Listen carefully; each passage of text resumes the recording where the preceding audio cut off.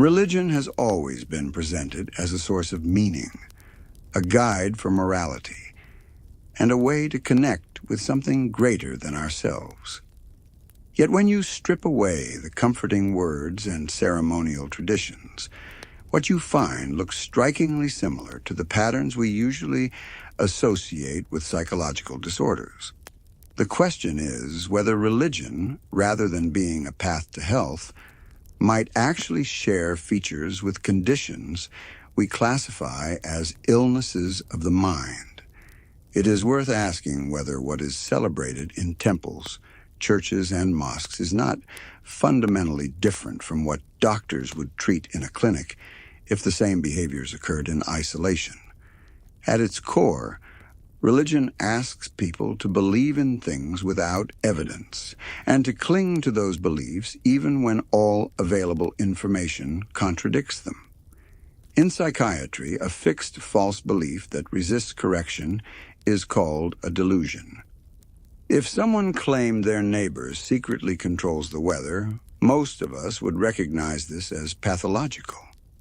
Yet when the claim is that a divine being directs the movement of planets or intervenes in everyday affairs, it becomes a sacred belief. The difference lies not in the structure of the idea, but in how many people share it. A delusion held by one person is seen as illness. The same delusion held by millions is seen as religion.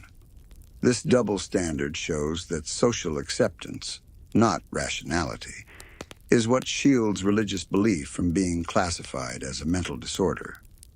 Religious rituals often include repetitive acts meant to stave off guilt, punishment, or misfortune. Washing hands in a prescribed way, reciting words in a specific order, kneeling at exact times. These patterns resemble the compulsions seen in obsessive-compulsive disorder. When a person with OCD checks the door lock 10 times before leaving, we recognize it as irrational, but driven by anxiety. When a believer repeats prayers to ward off hellfire or bad luck, the action is granted respect. The behaviors arise from similar psychological mechanisms. The attempt to reduce fear by performing symbolic acts. The difference is again cultural endorsement. Consider also the role of fear in sustaining religion. Many faiths rely heavily on threats of eternal punishment or divine judgment. Fear of hell, curses, or divine anger can dominate a believer's mind to the point of shaping every decision.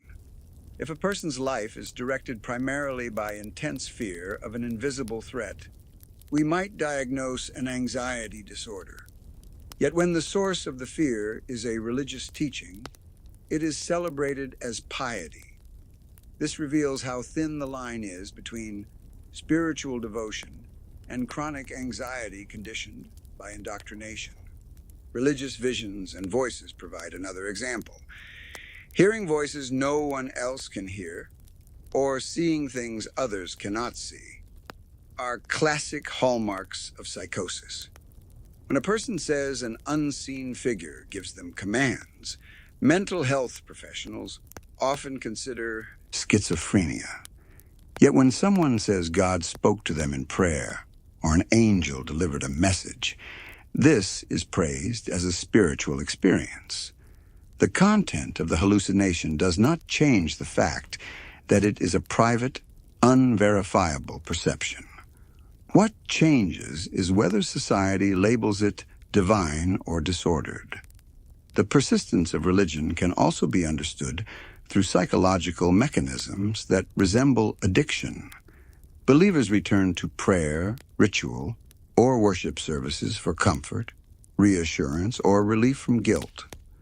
The cycle of fear, followed by ritual relief, mirrors the pattern of addiction, where discomfort is temporarily eased by engaging in the addictive behavior.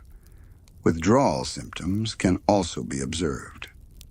When a person attempts to leave their faith, they often experience intense anxiety, guilt, and even depression, as though they were withdrawing from a powerful drug.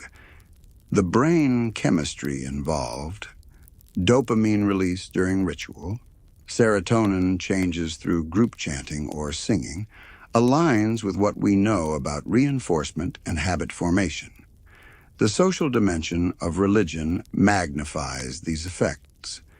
Mental illnesses can sometimes spread through groups, as seen in episodes of mass hysteria or shared delusional disorder, where entire communities adopt the same false beliefs.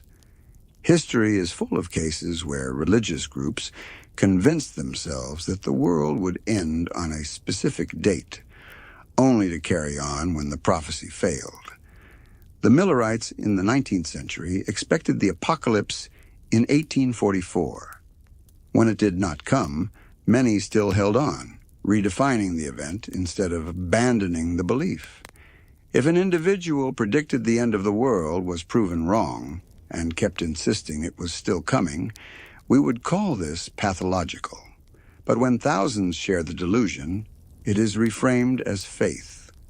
Religion also thrives on cognitive dissonance, the mental discomfort of holding contradictory ideas. Believers are told that their God is all-loving and all-powerful, yet immense suffering exists.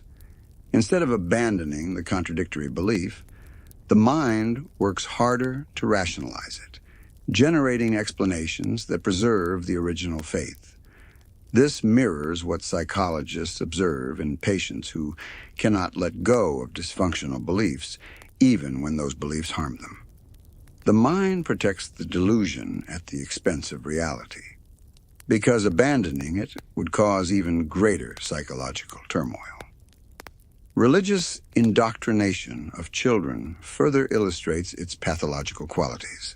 Young minds are highly suggestible, and when told repeatedly that invisible beings watch them, judge them, and may punish them forever, the result is often long-lasting fear and guilt.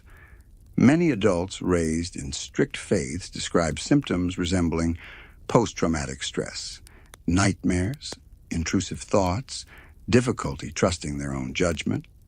Clinical studies confirm higher rates of guilt-related anxiety and obsessive thinking in people from fundamentalist backgrounds. The damage done in early childhood mirrors what happens when a child is raised in an environment of constant psychological threat. It is important to notice that religion provides not only fear, but also comfort. But this comfort functions in ways similar to maladaptive coping mechanisms seen in mental illness. A person may avoid dealing with uncertainty by leaning on magical explanations, just as someone with a phobia avoids feared situations. The short-term relief comes at the cost of long-term growth. By outsourcing responsibility and attributing events to supernatural forces, believers reduce the burden of decision-making, but also weaken their ability to cope with reality independently. It is a crutch that reinforces dependence instead of resilience. Group identity intensifies these dynamics. Shared rituals, chants, and songs can trigger powerful emotional highs. The synchronized behavior activates the brain's reward circuits, creating euphoria similar to that induced by psychoactive substances. Neuroscience has shown that group prayer or chanting can release endorphins, creating a natural high that bonds people together. This is not evidence of divine presence, but of the brain's susceptibility to rhythmic stimulation and social reinforcement. It resembles the mechanisms of mania, where heightened mood and grandiose beliefs reinforce each other. The difference is, again, whether the behavior is interpreted as sacred or as symptomatic. When religions demand unquestioning obedience to authority, they mirror dynamics observed in cults and in some personality disorders. Leaders are granted infallibility, and followers are discouraged from critical thought. Any challenge to the doctrine is punished, often with exclusion, guilt, or threats of eternal torment. This parallels abusive relationships, where control is maintained through fear and dependency. In clinical settings, similar dynamics are treated as harmful, yet in religion, they are glorified as loyalty and devotion. The cost of treating religion as a mental illness is not merely theoretical. Believers often refuse medical care, preferring prayer over proven treatment.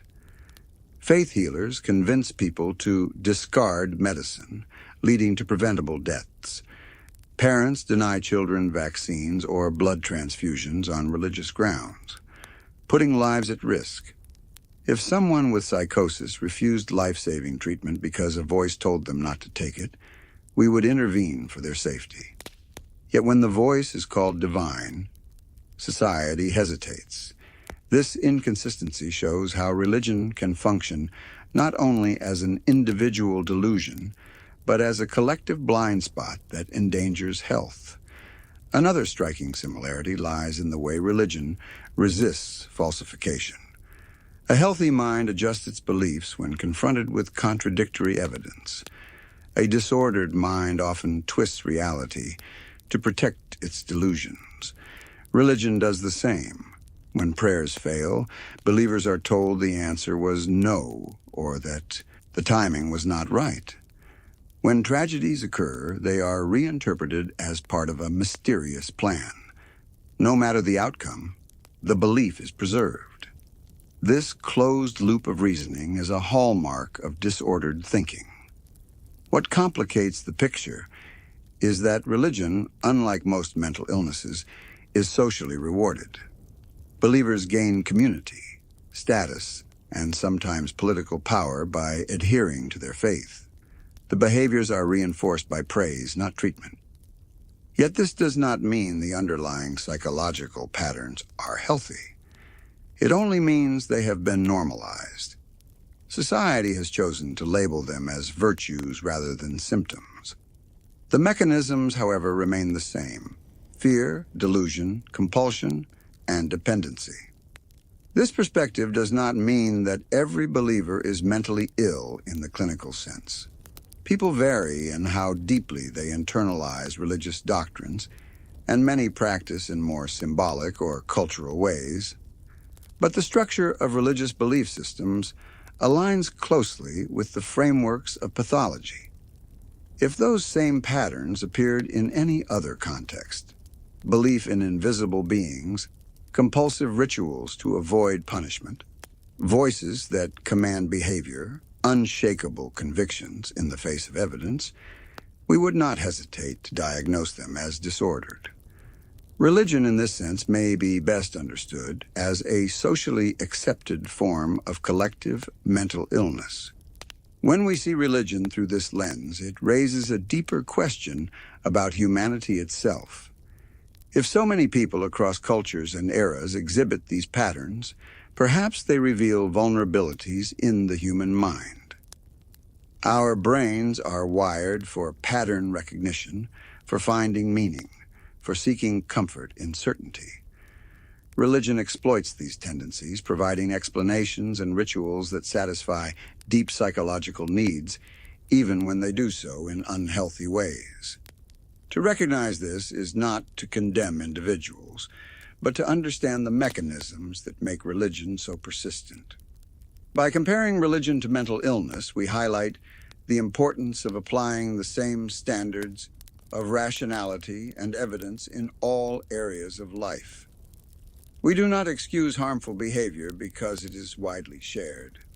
We should not excuse harmful delusions simply because they are celebrated. The mind deserves clarity, not chains of fear and superstition. If religion is a mental illness in disguise, the cure is not more ritual or more dogma, but the courage to face reality as it is, with reason as our guide.